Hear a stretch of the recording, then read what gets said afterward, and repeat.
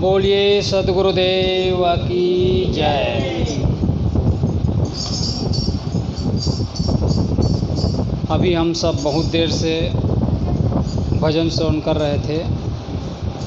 मोको कहाँ ढूंढे बंदे, मैं तो तेरे पास में। आइए कुछ विचारों की ओर चलते हैं।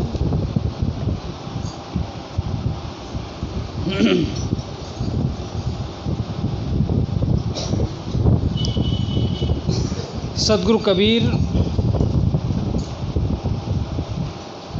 अपनी बात सब प्रकार से रखते हैं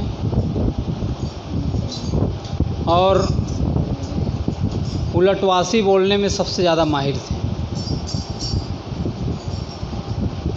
क्योंकि कबीर साहब के ज़माने में जो पंडित पुजारी थे वो अपने विद्वता का अहंकार करते थे, प्रदर्शन करते थे। इसलिए सद्गुरु कबीर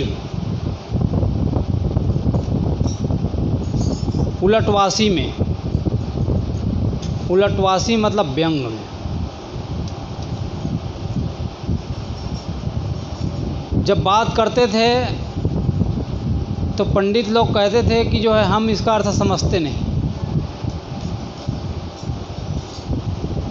तो कबीर साहब ने कहा कि अब तुम्हारे विद्वता दिखाओ, यहाँ पर कितना विद्वान हो। तो अपनी बात सद्गुरु कबीर उलटवासी में कहते हैं। सद्गुरु कबीर साहब कहते हैं,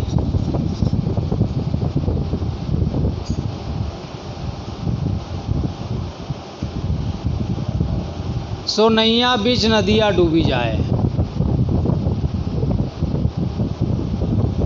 सो नैया बीच नदिया डूबी जाए।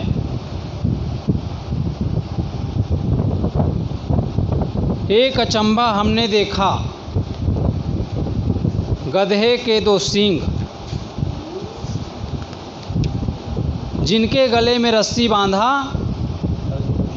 खैंचत अर्जुन भीम। सो नैया बीच नदिया डूबी जाए, एक अचंभा हमने देखा, गधे के दो सींग, उनके गले में रस्सी बांधा, खैंचत अर्जुन भीम। दूसरी बात कहते हैं, एक अचंभा हमने देखा, कुआं में लागी आग, कीचड़ कांदो सभी जरगा, मछली खेले फाग। तीसरी बात कहते हैं, एक अचंभा हमने देखा, बंदर दूहे गाय, दूध दही सब अपना खावे, घी न बरारत जाए। आइए इस पर कुछ विचार करें। सद्गुरु कबीर साहब अपनी बात उलटवासी में कहते हैं, जिसको सुनने में बड़ा अटपटा लगता है और समझने में बहुत ही आसान, सरल, और उनकी बातों में गहराइयाँ होती हैं। तो सद्गुरु कबीर कहते हैं, सो नैया बीच नदिया डूबी जाए। पहली बात, नैया किसको कहते हैं? नैया किसको कहते हैं मालूम है? कौन बताएगा? नैया नाव है ना। नाव मतलब पानी में तैरने वाला। इसका अर्थ सद्गुरु कबीर यहाँ ले रहे हैं, यह मानव शरीर।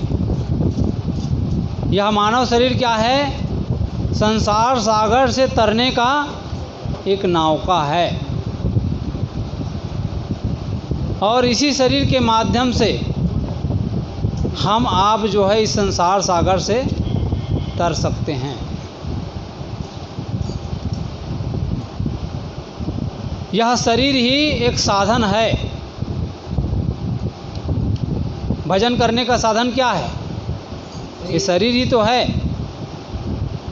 इसलिए कहते हैं मानुष जन्म दुर्लभ है, बहुरिन दूजी बार, पक्का फल जो गिर पड़ा बहुरिन लागे डार। ये मनुष्य का जीवन बड़ा दुर्लभ है। क्यों? क्योंकि इसी शरीर के माध्यम से इस संसार सागर से तरा जा सकता है, इसलिए दुर्लभ है। लेकिन आदमी इस शरीर को पा करके बंधन बना रहा है कि काट रहा है? दुख से छुड़ाने का काम कर रहा है कि दुख को बढ़ाने का काम कर रहा है? दुख को बढ़ाने का काम कर रहा है। क्योंकि ये शरीर जो मिला है, ये मानव शरीर संसार सागर से तरने के लिए है। लेकिन आदमी उल्टा 10 मन और लाद रहा है, पाप पर पाप किए जा रहा है, तो कैसे तरेगा? हो ही नहीं सकता। ये सुंदर मानव शरीर मिला है और ये मानव शरीर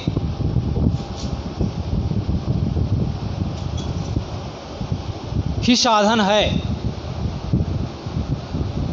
इस मनुष्य शरीर के माध्यम से हम जो है अपने दुख को मिटा सकते हैं।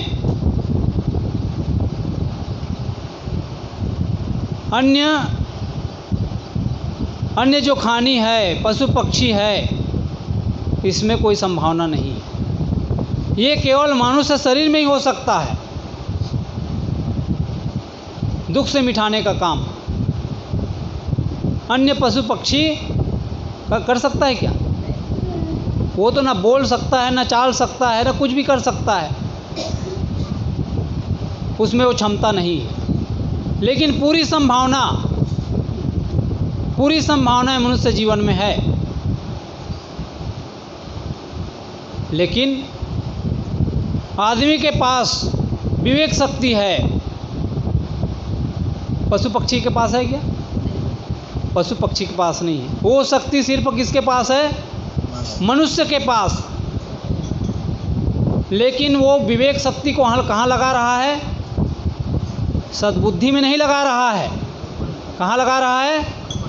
दुर्बुद्धि में लगा रहा है। और जो आदमी दुर्बुद्धि में लगाएगा उसका पतन होना निश्चित है। उसको जीवन में कभी शांति मिलेगी ही नहीं। शांति का रास्ता सिर्फ है मानव तन है, इसी में तर सकता है। यही एक साधन है।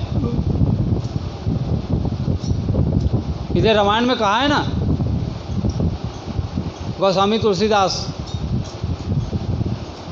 कि जो है ये संसार सागर से पार होने के लिए ये मानव शरीर ही साधन है।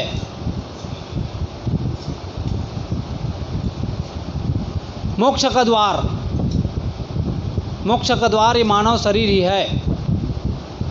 लेकिन हम बंधन बनाते जा रहे हैं, बंधन पर बंधन बनाते चले जा रहे हैं। क्यों? विचार नहीं है जीवन में।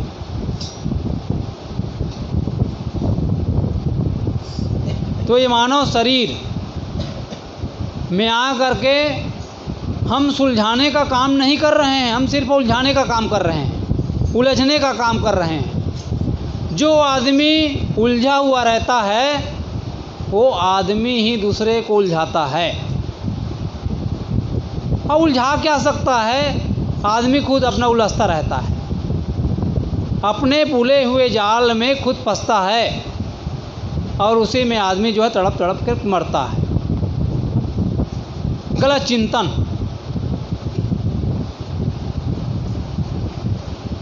तो ये मानव शरीर में आकर के आदमी उलझ रहा है। इस मानव जीवन में आकर के सुलझने का काम बहुत कम, उलझने का काम ज़्यादा। क्योंकि मानव जीवन है,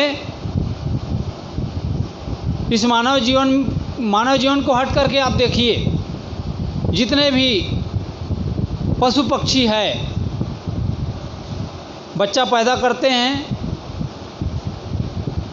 दूध पिलाते हैं, उनका पालन पोषण करते हैं, उसके बाद उसकी जिम्मेदारी ख़त्म हो जाती है।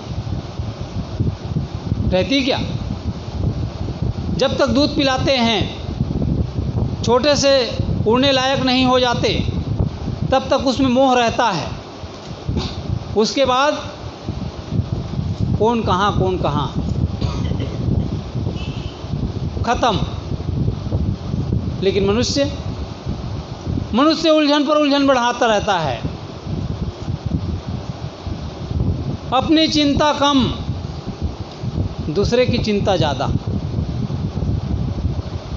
उसी में उलझता रहता है, फंसता रहता है, उसी में दुखित सुखित होता रहता है।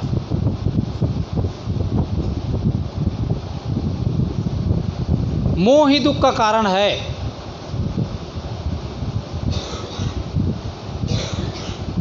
वो कहते हैं सेठ जी की कहानी कि एक सेठ जी अपने मुनीम से कहा कि मुनीम जी, ये बताओ मेरी संपत्ति कितनी है,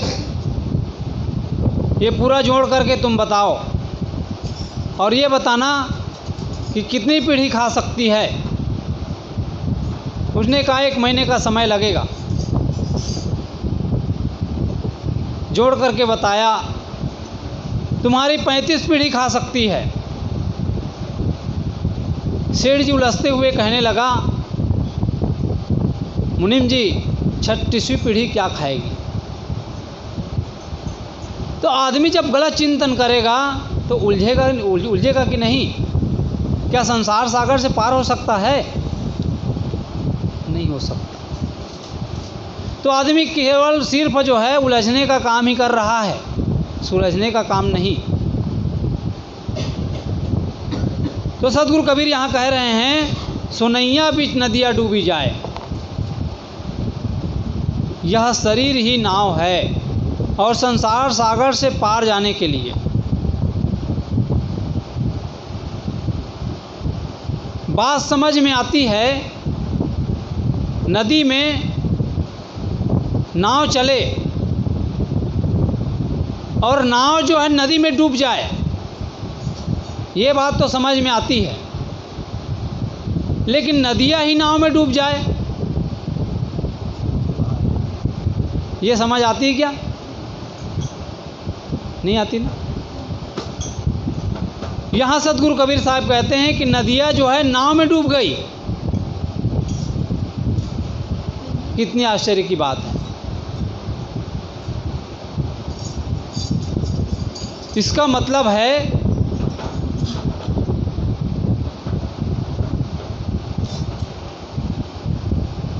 जो व्यक्ति सत्संग में, भक्ति में, ज्ञान में, नैतिकता, वैराग्य, सद्गुण, सदाचार, इसको जो धारण कर लेता है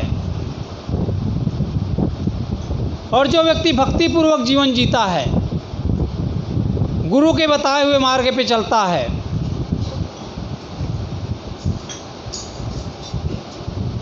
जो उसके विरोध में चलता है, वो उस व्यक्ति का संसार सागर से पार कभी हो नहीं सकता।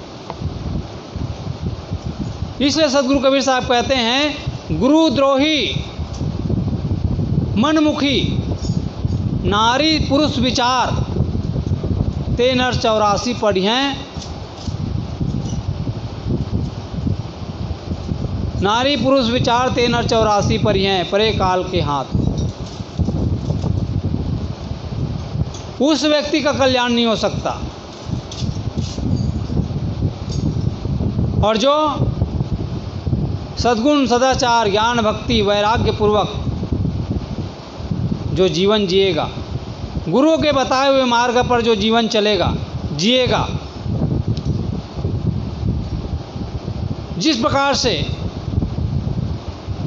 बुद्ध, कबीर, तुलसी, नानक, जितने भी जो महापुरुष हुए, सब लोगों ने इसी मार्ग पर चला और इस संसार सागर से पार हो गए। रास्ता एक ही है, उस पर चाहे आप 1000 साल बाद चलो, चाहे आज चलो, चाहे पीछे चला हो, रास्ता एक ही है। वही व्यक्ति संसार सागर से पार हो सकता है। कौन? यहाँ पे सदगुरु कबीर बता रहे हैं, सोनैया बीच नदियाँ डूबी जाए। नदियाँ मतलब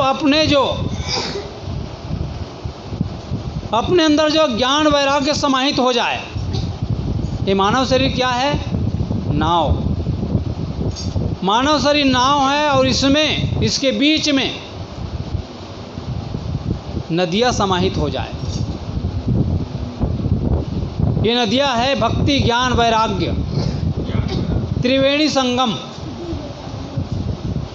ये यदि समाहित हो जाए तो संसार सागर से पार होने में कोई देरी नहीं है। वह नदियाँ जो है डूब जाएगी किसमें? नाव में। आपके विचार शून्य हो जाएंगे, आप भक्ति से ओतप्रोत हो जाएंगे।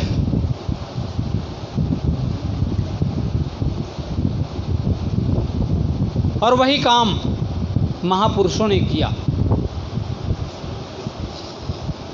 नाव ये मानव शरीर है और नदियाँ है सद्गुण, सदाचार, ज्ञान, भक्ति, वैराग्य जितने हैं ना, ये इसमें समाहित हो जाना,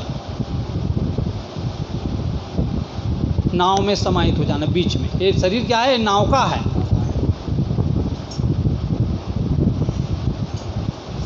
बाहर इस नाव में छेद नहीं है, लेकिन फिर भी पानी जो है, नदी जो है समाहित हो गई। बाहर जो नदी में नाव चलती है, नदी में यदि छेद हो जाए, नाव में छेद हो जाए तो उसमें पानी भर जाएगा, डूब जाएगा। उसी प्रकार से जो व्यक्ति सद्गुण, सदाचार, ज्ञान, वैराग्य से नहीं चलेगा, जीवन को अच्छा नहीं जिएगा, वो व्यक्ति की नैया संसार सागर में डूब जाएगी। वो बच नहीं सकता, वो दुखों से मुक्त हो ही नहीं सकता किसी भी प्रकार से। उसका जीवन सुखमय हो ही नहीं सकता है, हमेशा जो है दुखों में पड़ा रहेगा। तो सद्गुरु कहते हैं, सोनैया बीच नदियाँ डूबी जाए। अब पहली बात बता रहे हैं। क्या बता रहे हैं? एक अचंभा हमने देखा, गधे के 2 सींग। गधे के सींग देखे हो आप लोग? देखे हो जी? देखो, छोटा सा बच्चा भी बता दिया कि गधे का सींग होता ही नहीं है।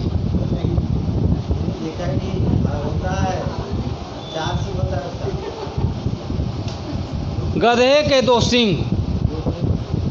यहाँ पे गधा क्या है? गधा है अविवेक, ना समझ। उसी को तो गधा कहते हैं, जो ना समझ है, जिसके अंदर समझदारी ही नहीं है। शरीर तो है लेकिन बुद्धि गधे की है। तो इसी को सद्गुरु कबीर साहब कह रहे हैं, एक अचंभा हमने देखा, गधे के 2 सींग। गधा है अविवेक और उसके 2 सींग है। कौन कौन से? जहाँ अविवेक होगा वहाँ पे क्या होगा? राग और द्वेष पैदा होगा। अविवेक ही कारण है राग द्वेष का। और राग द्वेष कहाँ होता है? राग कहाँ होता है? जिनके प्रति ज़्यादा मोह होता है, जिनके प्रति ज़्यादा लगाव होता है, उसमें ही राग होता है। और जिसमें ज़्यादा राग होगा और यदि उलट गया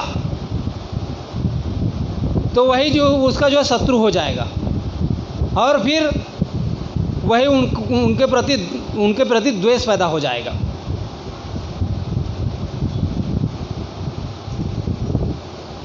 राग चिपकाहट, मेरा अच्छा से अच्छा आदमी भी यदि हो, लेकिन उनकी मान्यता यदि खराब है ना, उनको यदि अच्छा नहीं लगता है, तो किसनो अच्छा से अच्छा आदमी हो जाए, उनके प्रति द्वेष भाव होगा।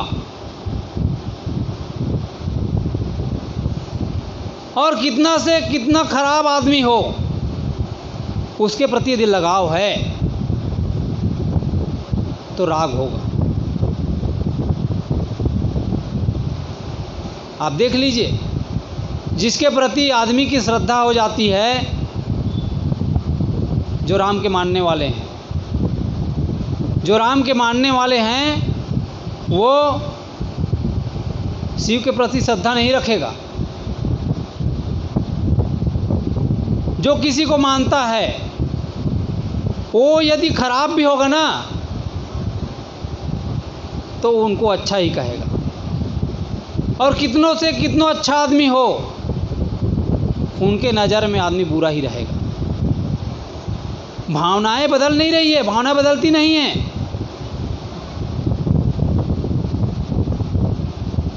आप देख लीजिए किसी भी मत पंथ की बातें, जिसको जिन्होंने मान लिया, उसी को जो है सत्य मान करके पकड़ लिया, यही सत्य है। मेरा गुरु बड़ा, उनका गुरु छोटा, मेरा भगवान बड़ा, उनका भगवान छोटा। संसार किस में उलझा है? इसी में तो उलझा है। इसी कारण से आदमी के जीवन में परिवर्तन नहीं आ रहा है। जब तक जो है ये जो गधा बुद्धि है ना, वो जब तक मिटेगा नहीं, तब तक जीवन में परिवर्तन नहीं आएगा। राग द्वेष मिटेगा ही नहीं। और ये गधा क्या है? अविवेक, ना समझ से ही पैदा होता है। ये उनके पुत्र है। और कौन लोग खींचते हैं इसको? यहाँ पे बता रहे हैं, उनके गले में रस्सी बांधा, खैंचत अर्जुन भीम। ये अर्जुन भीम क्या है? नाना मत मतांतर के जो गुरु लोग हैं ना, यही लोग खींच रहे हैं आपस में। जितने विद्वान हैं ना, जो अपने आप को होशियार मानते हैं कि बेटा यही सत्य है, जो मैं कह रहा हूँ यही सत्य है, इसी मत में कल्याण होगा, उनके मत में कल्याण नहीं होगा, सब आपस में खींच रहे हैं, खींचातानी कर रहे हैं। तो खैंचत अर्जुन भीम, वहाँ कल्याण नहीं हो सकता। क्यों? जहाँ विचार ही नहीं होगा, जहाँ समझ ही नहीं होगा, वहाँ पे आदमी कैसे सुखी हो सकता है? सुखी हो ही नहीं सकता। जब तक आदमी के जीवन में राग द्वेष मिटेगा नहीं, जो आपस में जो चिपकाव है ना, मेरापन है, वो जब तक मिटेगा नहीं, तब तक जो है आदमी के जीवन में परिवर्तन नहीं आएगा। बिल्ली वृत्ति,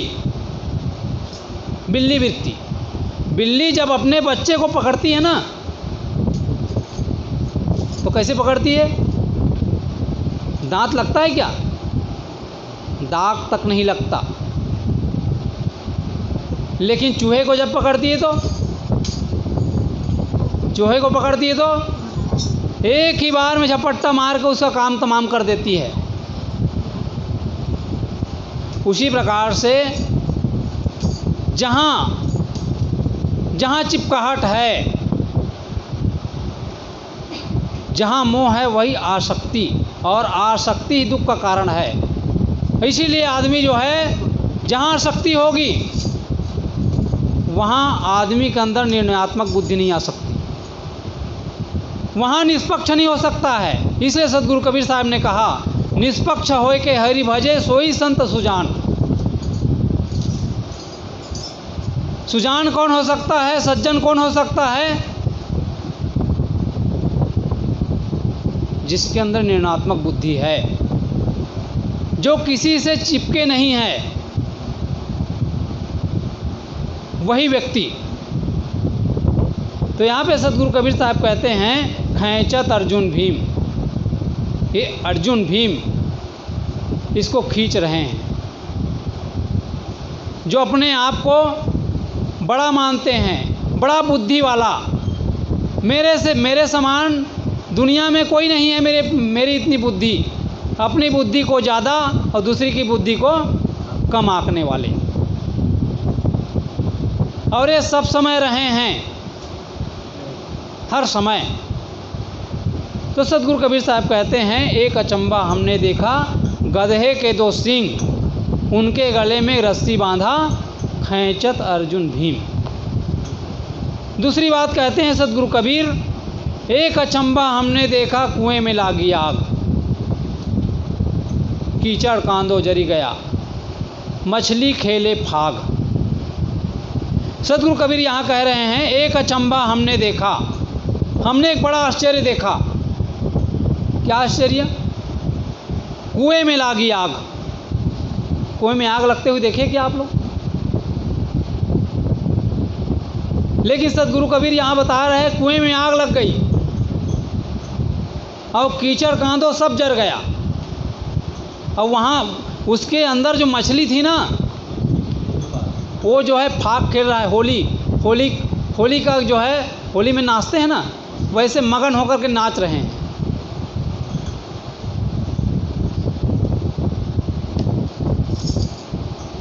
एक अचंबा हमने देखा, कुएं में लागी आग।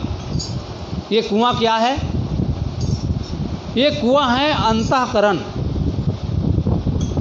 एक बाहर का कुआं है, एक भीतर का कुआं है। ये कुआं है अंतःकरण, और इसमें कीचड़ कांदो क्या है? कीचड़ कांदो है काम, क्रोध, लोभ, मोह, भय। ये जितने जो बुराइयां हैं ना, मद मत्सर है, मनोविकार है, यही जो है कीचड़ कांदो है। अंदर कीचड़ हो जाता है ना, गंदगी जम जाती है। जब गंदगी जम जाती है तो पानी जो है, पानी में मिठास रहता है क्या? पानी बेकार हो जाता है। वहाँ मछली भी सड़ती है, मछली भी रहेगी तो भी बदबू मारेगी। लेकिन यहाँ सदगुरु कबीर साहब कह रहे हैं, एक अचंबा हमने देखा, कुएं में लागी आग।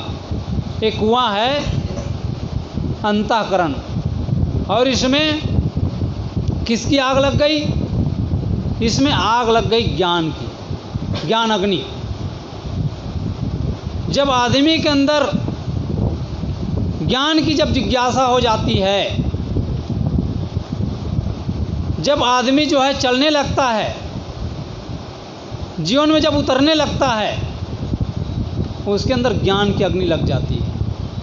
और जब ज्ञान की अग्नि लग जाती है, जब गुरु संतों से जब लगाव हो जाता है, जब एक तार हो जाता है, तो होता क्या है?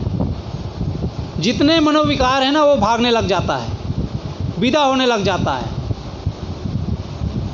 मनोविकार जलना शुरू हो जाता है।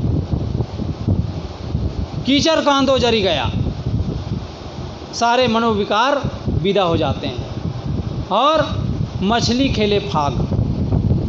मछली क्या है? मछली है यहाँ पर ज्ञानवती मनोवृत्ति,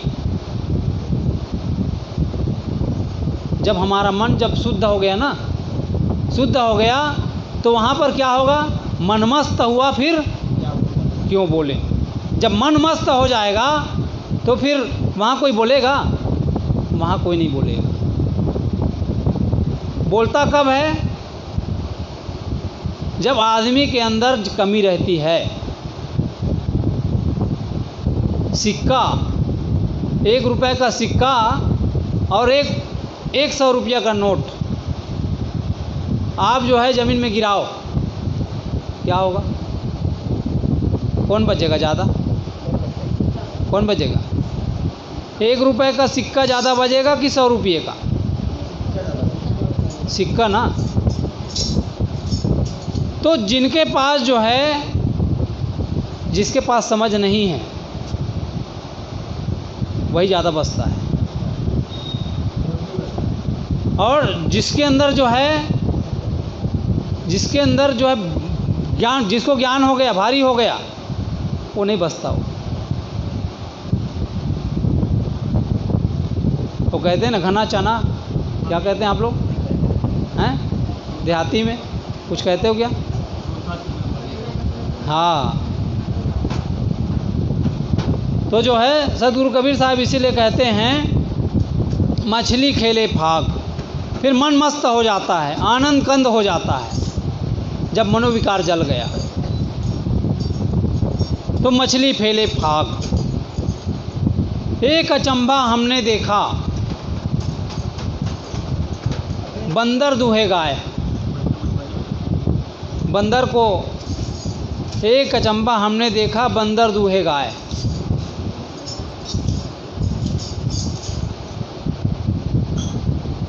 दूध दही सब अपना खावे,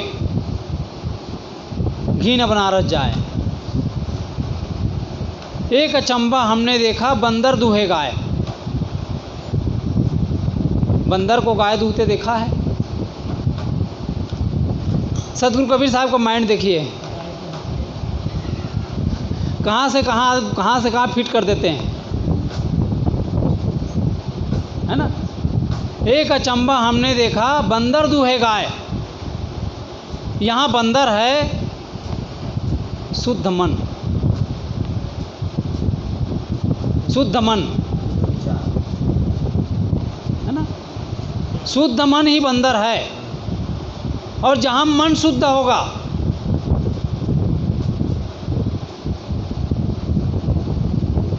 और यहाँ पर गाय है बुद्धि, सद्बुद्धि। जो शुद्ध मन है वो शुद्ध बुद्धि का दोहन करती है, उसी को जो है उसी का दोहन करती है वो।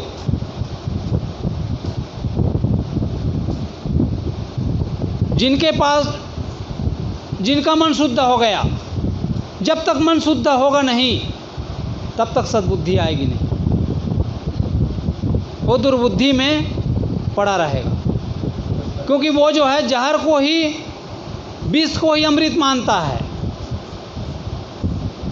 गलत को ही सही मानता है। और जिस दिन बुद्धि जब सही हो जाती है उस दिन सद्बुद्धि में परिवर्तित हो जाती है। दुर्बुद्धि का ही तो परिणाम है कि आदमी जो है दर बदर ठोकर खा रहा है।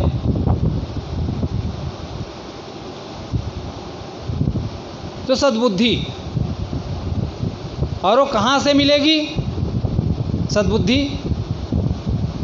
सद्बुद्धि मिलती है सत्संग में। और वो आदमी सत्संग में जाने से घबराता है, क्योंकि वहाँ मन परिवर्तन हो जाएगा, वहाँ मन परिवर्तन होता है।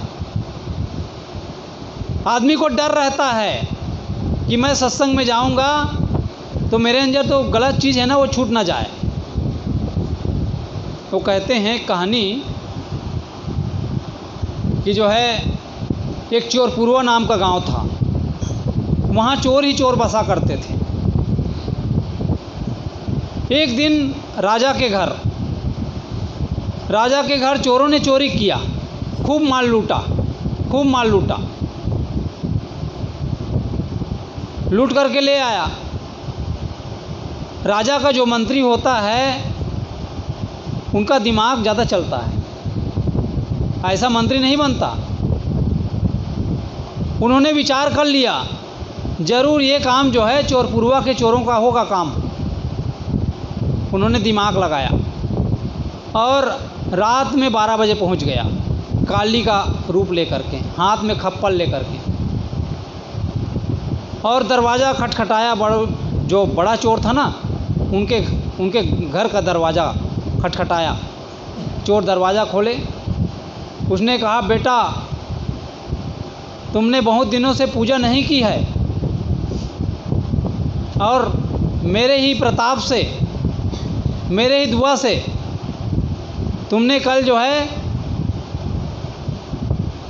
अच्छा माल कमाया है, अच्छा लंबा हाथ मारा है, तुमको पूजा करनी होगी। और वो जो है फटाक से बता दिया कि हाँ माँ, कल जो है आपकी कृपा से जो है अच्छा हाथ लगा, दांव लगा, बता दिया। और चले गए मंत्री जो काली का रूप लेकर के आए थे। वो सत्संग से गुजर रहे थे पहले, उसके पहले अपने बेटे को बताया था वो चोर कि बेटा सत्संग में कभी मत जाना, सत्संग में जाओगे तो चोरी करना छूट जाएगा। लेकिन वो जब गुजरे थे ना रोड से, तो उसमें जो है संत ने अपने प्रवचन में कहा था कि जो है जो देवी देवता होते हैं उनके शरीर की छाया नहीं बनती, ये बताया था। और उसके दिमाग में आया कि सत्संग में तो ऐसा बताया था और इनके तो हाथ पैर जो शरीर है उसका जो है छाया बन रहा है, ज़रूर जो है दाल में काला है। उन्होंने विचार कर लिया। उसी क्षण अपने परिवार को लिया, रुपया पैसा धन दौलत को लिया और रातों रात निकल गया, बच गया। तो सत्संग का प्रभाव ये होता है। तो सत्संग से क्या मिलती है? सद्बुद्धि। लेकिन आदमी बदलना नहीं चाहता है, उसी में पड़ा रहना चाहता है। क्यों? क्योंकि जो है मल का कीड़ा जो है, मल को ही अच्छा लगता है। मल का जो कीड़ा होता है, मल ही अच्छा लगता है उसको। गोबरौरा कीड़ा जो गोबर में रहता है ना कीड़ा, उसको गोबर ही अच्छा लगता है। जो मछुआरे लोग हैं ना, मछुआरे लोगों को आप फूल के बगिया में ले जाओ, वहाँ रह नहीं पाएगा। वो क्या कहेगा, यहाँ मैं बेहोश हो रहा हूँ, मैं मर जाऊँगा। उनको कहाँ अच्छा लगेगा? जहाँ गंधौरा जगह है वहाँ उनको अच्छा लगता है। तो सत्संग से मिलती है सद्बुद्धि। तो शुद्ध मन के द्वारा ही सद्बुद्धि का दोहन होता है। तो एक अचंबा हमने देखा, बंदर दूहे गाय, दूध दही सब अपना खाए, घी न बनारस जाए। दूध दही है जीवन मुक्ति की दशा।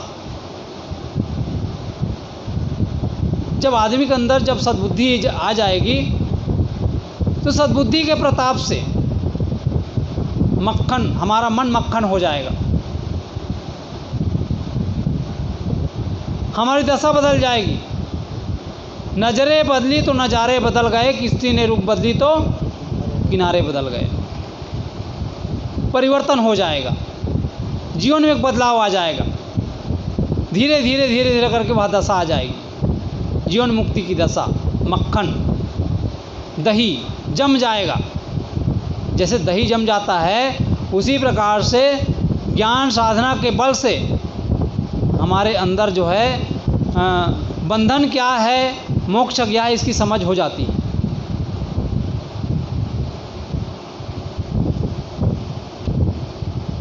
घी न बनारस जाए।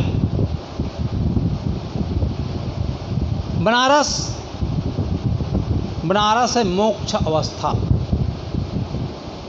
स्वरूप स्थिति। यह दशा जो है कब आती है? जब जो है आदमी के अंदर जब मन निर्मल हो जाता है, शुद्ध बुद्धि आ जाती है, और जब हमारे जीवन में वो घटना जब घटने लग जाती है, तब उसका फल होता है जैसे घी। दूध का सार घी होता है, दूध दही का सार घी होता है, उसी प्रकार से जीवन का सार है मोक्ष अवस्था। जीवन का सार है स्वरूप स्थिति, अपने में लौट आना। अपना घर कहाँ है? अपना घर अपनी स्थिति, आत्मदेश। फिर वह जो है अपनी ही बात करता है, वह संसार की बात नहीं करता। और वही व्यक्ति जो है नैया बीच नदियाँ डूबी जाए, वही व्यक्ति जो है उसमें समाहित हो सकता है। किसमें? उस नाव में। सो नैया बीच नदियाँ डूबी जाए, उस नैया में वो आ सकता है, वो जीवन मुक्ति की दशा में प्रवेश कर सकता है और संसार सागर से पार हो सकता है। इसलिए सदगुरु कबीर साहब कहते हैं सो नैया बीच नदियाँ डूबी जाए। तो ये मानव शरीर मिला है, ये मानव शरीर क्या है? ये मानव शरीर एक साधन है, और इसी साधन के माध्यम से हम आप सब जो है इस संसार सागर से पार हो सकते हैं। इसलिए मानव शरीर जो मिला है बड़ा बेशकीमती है। इसका एक एक क्षण सदुपयोग करने के लिए मिला है, लेकिन हम इसका क्या कर रहे हैं? दुरुपयोग कर रहे हैं। उसका परिणाम बड़ा भयंकर होता है। इसलिए हम आप सबको समझने की ज़रूरत है और समझ करके चलने की ज़रूरत है। तो सदगुरु कबीर साहब अपने उलटवासी में कहते हैं सो नैया बीच नदियाँ डूबी जाए, एक अचंभा हमने देखा, गधे के दो सिंग। ये गधा क्या है? अविवेक ही सारा कांड करता है, सारा नाच नचाता है आदमी को। अविवेक के कारण ही तो आज जो है जितना हो रहा है ना, जो कुछ भी कांड, ये अविवेक का तो परिणाम हो रहा है। ये हत्याएं हो रही है, चोरी हो रही, बदमाशी हो रही है, लूटपाट, गाली गलौज, जितना जो कुछ भी होता है किसके कारण? अविवेक के कारण ही तो हो रहा है। तो गधे को दो सिंग, एक अचंबा हमने देखा, गधे के दो सिंग, उनके गले में रस्सी बांधा, खैचत अर्जुन भीम। ये अर्जुन भीम लोग जो ज़्यादा बुद्धि वाले लोग हैं, ये लोग खींचातानी करते हैं कि जो है मेरी बात अच्छी, केवल डींग हाँकते रहते हैं, और वो व्यक्ति डूब जाता है संसार सागर में। एक अचंबा हमने देखा, कुएं में लागी आग, कीचड़ कांदो जल गए, मछली खिले फाग। जब कीचड़ कांदो जल जाता है तो जो है ये मन रूपी मछली मस्त हो जाती है, आनंद कंद हो जाती है। इसलिए कहते हैं कि जो है निर्मल मन जन सो मोहि पावा, मोहि कपट छल छिद्र न भावा। और जिसके अंदर छल है, जिनके अंदर कपट है, वो व्यक्ति का उद्धार कभी नहीं हो सकता है। चाहे वो जो कंठी पहन ले, चाहे दुनियादारी कुछ भी कर ले, उसका कल्याण नहीं होने वाला है। एक अचंबा हमने देखा, बंदर दूहे गाय, एक अचंबा हमने देखा, बंदर दूहे गाय, दूध दही सब अपना खाए, घी बनारस जाए। तो वही जो है बनारस में पहुंच सकता है जो व्यक्ति गुणातीत हो गया, जो गुणों से अतीत हो गया, जिसको जो है फिर कुछ बाकी ही नहीं रहा, जान करके भी अनजाना हो गया, उसको कहते गुणातीत। सब कुछ जान लिया, उसके बाद सब भूल गया। जान लो पहले, जान लो, समझ लो। तो इस प्रकार से सदगुरु कबीर जो है अपनी बात जो है उलटवासी के माध्यम से कहते हैं, व्यंग भरा, और ये जीवन के लिए कल्याणदायिनी है। और ये सदगुरु कबीर गहरी बात कहते हैं, जीवन मुक्ति की दशा। तो इस पर हम मनन करें, विचार करें, और अंत में कहते हैं, कहें कबीर सुनो भाई साधु, यह पद है निर्माना, जो यह पद को गाए विचारे सोई संत सुजाना। वही संत है, वही सुजान है, वही सज्जन है। जो इस पथ पर चलता है वही जो है अपना कल्याण का काम कर सकता है। बोलिए सद्गुरुदेव की जय।